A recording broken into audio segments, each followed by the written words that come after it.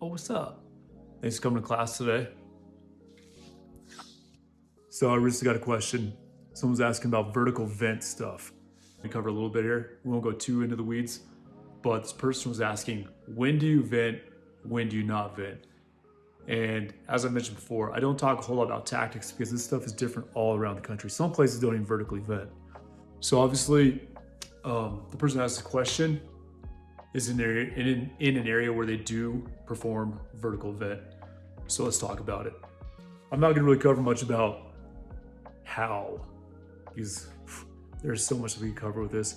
I'm not gonna cover for vent. I'm not gonna talk about Milwaukee cuts, none of that. I'm not gonna talk about sounding. No, just the basics here for you guys. Why do you vertically vent? You're gonna get lift.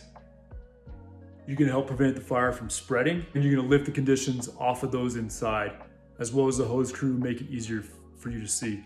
I've actually got a story where one time I was inside looking for the seat of a fire. As soon as that vertical vent happened, I was able to locate the seat of the fire super easily. So it definitely helps. When do you do it? Is this fire vented? So is the fire blowing out already? If it is vented already. You don't need to vent it. What you need to ask yourself is this fire venting or has it vented? If it's venting, then it might be a good candidate for a cut so that it can be vented. Second thing is it's gotta be a coordinated attack.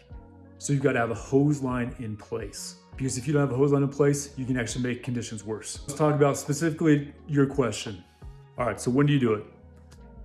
It's gotta be a top floor fire. Attic space, lateral spread. It can't be something that you're going defensive on. Top floor, lateral spread. You're not gonna be doing it if the fire's in the basement, there's no reason to vertically vent.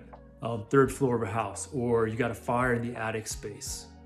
Those are some situations where you're going to consider vertically venting. It's gotta be an offensive fire attack where you're interior. It's not something that you're going defensive on. All right. I found myself talking for a long time there.